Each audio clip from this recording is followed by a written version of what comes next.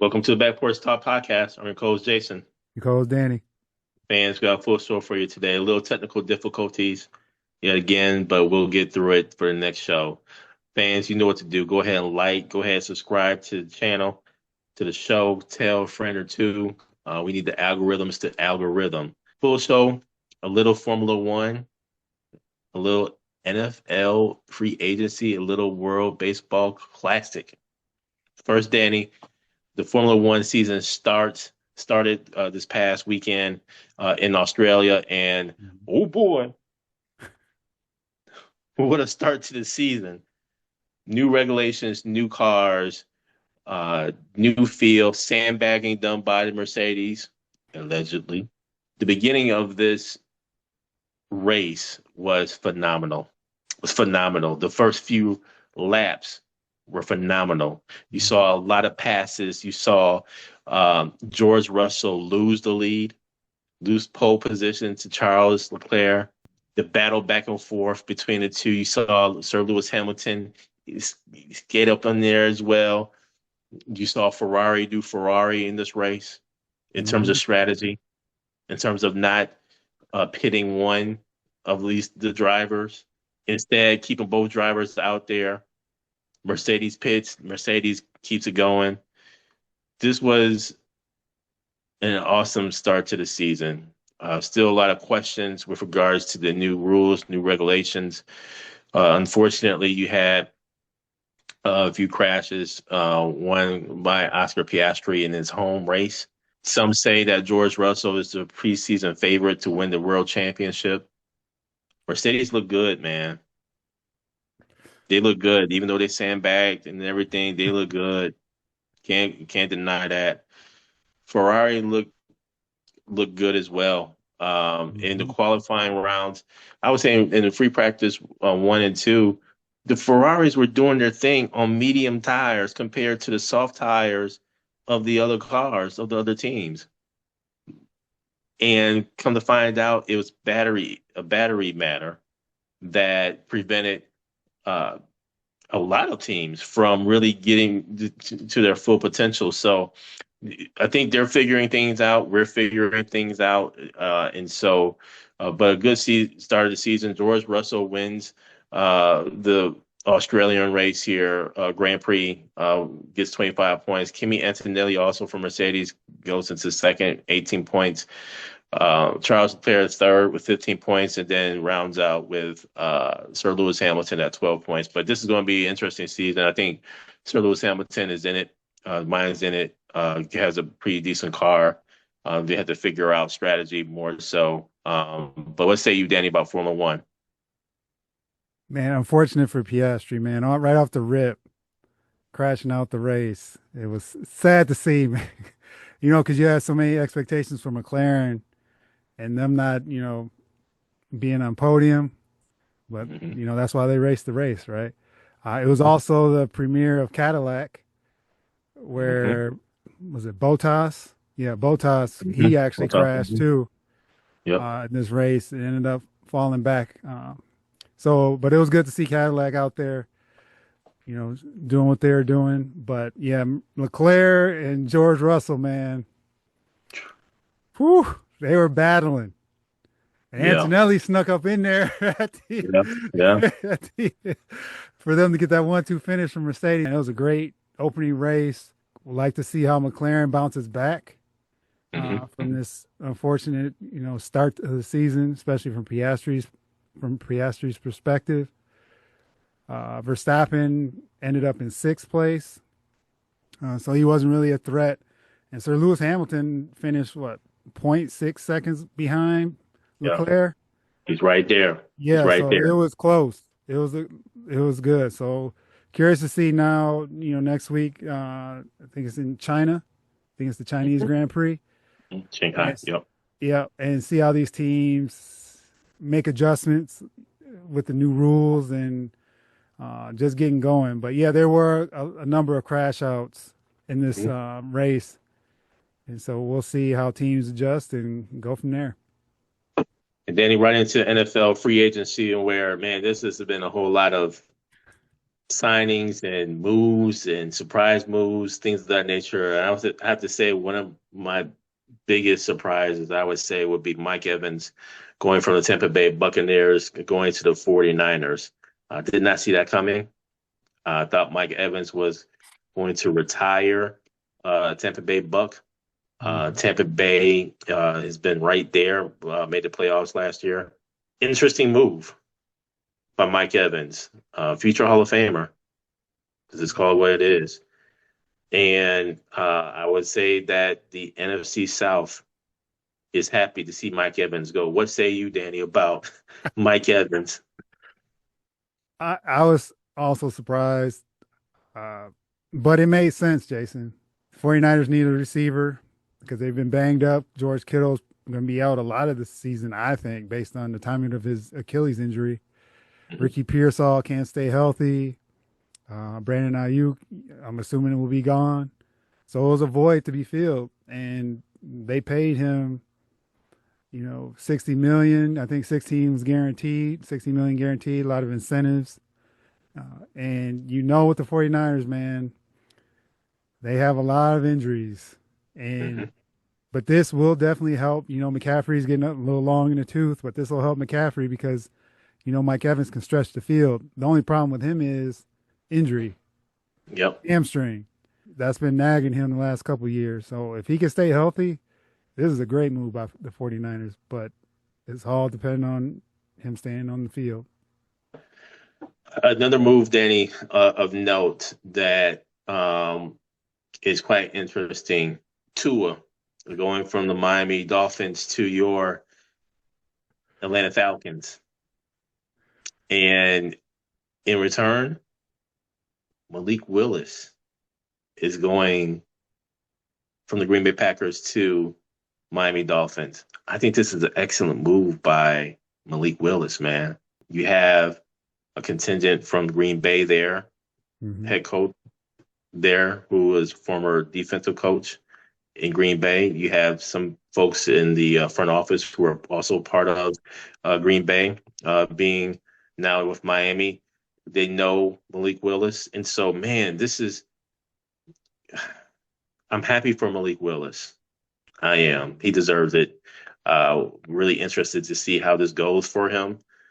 And for Tua to be in the Atlanta Falcons uniform, to me is an indication that they still want Penix, but they need that reassurance, that insurance policy of a veteran quarterback to help lead the Atlanta Falcons. What say you, Danny, about your Atlanta Falcons? Well, Jay, when we talked about this last week, uh, I thought Tua may be an option with him being bought out. Tua's going to be making a lot of money next year, man. 56.5 million. Oh, man. And it's a low risk move for Atlanta because I don't know when Penix is going to be ready, and he already has bad knees, with the multiple surgeries, so he's a risk already from an injury perspective. Tua with the concussions, Mhm. that's also, but you're giving up a million five. So I thought, Mhm. and you keep everything left-handed, right? So you're not bouncing back and forth but from our perspective, I think it made sense. And now it's a matter of filling out the roster. They picked up Jahan Dotson. I thought they overpaid for him. That was like 15 million for 2 years. I'm like, what did they see? I didn't see. But and Zacchaeus, he was with the team a couple years ago, and I didn't think they should have let him go when they did. So he's more of a slot guy. Mhm. But I still think they need to make another move on the offensive side of the ball to give Penix slash Tua some weapons. You already got Bijan, and I'm curious too, with Algier gone and signing with the Arizona Cardinals, who's going to be that backup to Bijan? Spell him when he needs some rest. Good start so far, I think, for Atlanta. Questionable with the John Dotson, unless they can get something out of him, but we'll see. And then on the Malik Willis front, really quick, it was this interesting move. You kind of figured he may go to Miami because of the Green Bay connection, but Miami's just been offloading everybody. It's strange in the fact of you're kind of stripping it down to the bare bones, and then you sign Malik Willis. Hmm. Hmm. So I'm hoping that they give him enough because Achan is still there, Jalen Waddle's still there. And are they going to bring in some other pieces? Because they've gotten rid of a lot of pieces over the last couple of days, defensively especially. So it's kind of an interesting move that way. But no, congratulations to him, man. He had to cash in. He got to cash in on a payday, and hopefully they can set him up for success. Newsworthy move here to be highlighted is that of Romeo Dobbs, who is now looks to be a New England Patriot on a 4-year deal. I hate to see Dobbs go. I think Dobbs was really rounding out to be a very good wide receiver. Had his injuries, had the concussions and everything, but I still feel was a very effective wide receiver for us. And so I would have loved to have seen him healthy with Matthew Golden and others for Green Bay. But I will say I'm glad to see him in the AFC conference, not the NFC, where we have to see possibly on a regular basis or in the playoffs. Congratulations to Dobbs getting that money and everything, getting a long extension there. But I think this is going to open things up for Golden and others to really flourish. Uh, so that was one other free agency move. And then the other free agency move, I was surprised to see. I'm just going to touch on this real quick. Travis Kelce, he signs back with the Chiefs on a 1-year deal. I thought that with the injury to quarterback there and him contemplating retirement, thought he would lean more towards retirement, but that's not the case. So he'll be back for another year. I am interested in what the Raiders have done. Mm-hmm. The Raiders are making some big moves, I think, in preparation to get Mendoza as the number one pick for at the quarterback position. And so, man, they have just done a lot. Uh, Yes, they have. I mean, they're moving everybody or they're getting people in and paying a little bit more than what they should be paying, but nonetheless, they're making a lot of moves. Hopefully, these moves pan out for them. The Raiders have been bad for a very long time. We'll see. We'll see, Danny. What else would you say about the NFL free agency? Just piggybacking on the Raiders, I'm curious now how they're gonna refresh that wide receiver room with Mendoza coming in because a lot of the moves they made were on the defensive side of the ball. They have, they got Linderbaum for the offensive line because they definitely they have so many holes. They're using their money wisely, I think. They traded Max Crosby, Yep. to get the number one picks. I think they've been moving in the right direction so far. Well, you want to know who they got? Quay Walker, 3-year Yes, deal, 40.5 million, $28 million guaranteed. and the Kobe Dean as well. So those are moves, man, that they need to make, and so they're shoring up both sides of the ball and trying to make it where Mendoza can be successful. But I think they still need some receivers because Yeah. they're lacking there. Kenneth Walker, Jason going to the Chiefs, getting paid. I did not see that. I thought the Chiefs were going to try to hang tight and try to get Jeremiah Love, but they may have saw the writing on the wall too, man, because they're in the ninth spot, and there are a number of teams that have been rumored to be interested in him. And the reason I thought they would because of cost savings, because they paid Kenneth Walker almost over 40 million, and that's a ton for a running back. And they have a ton of holes based on last year as well on the offensive line to protect Patrick Mahomes, Mhm. receiving core. I think you can go on and on because there have been a ton of moves, but we'll just keep our ear to the streets and see what happens over these next couple of days. Like I said, with Kyler Murray, he'll be officially released tomorrow, and Kirk Cousins. So we'll see where they land. But I think one of them's going to Minnesota. I can see that. And we may need to do a trading card scenario involving Kyler Murray. Yeah, That's something that we'll talk about later on. sounds good. And now, Danny, on to last topic of the day, and that is that of the World Baseball Classic. And just as the Major League Baseball season is upon us, World Baseball Classic is happening, and just a lot of movement, just a lot of shedding of tears of those who are losing. But you could tell that's the love of the sport, but also the love of their respective countries. USA is still in it with the All Star cast, but I tell you what, I can't wait to see Otani in the mix again against USA if it gets down to it. What say you, Danny, about the World Baseball Classic? Oh, it's been some good games, Jason. They won the first two against Brazil and Great Britain. Great Britain was hanging with them for a while, Hmm. Hmm. and then the wheels fell off, and USA put the beat down on them. Last night with the game against Mexico went down to the end.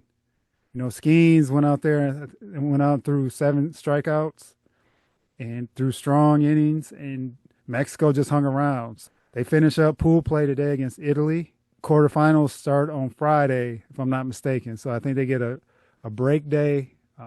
They don't play tomorrow. Yeah, Thursday they're off, and then Friday the quarterfinals start. So Jason, I'm same here, man. I'm waiting to see the top teams battle, but they got tested last night, so that was good for them because they've been kind of destroying teams. And you got this with March Madness on the horizon as well. So we got a lot of things going on, man.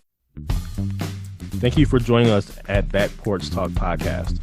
You can also join us on Twitter by tweeting us at back_podcast. For more information, you can go to our website, which is backporchtalkpodcast.com. You can also email us at backporchtalkpodcast@gmail.com. Again, thank you for joining us, and remember that there's enough hate in the world, so go ahead and spread a little love.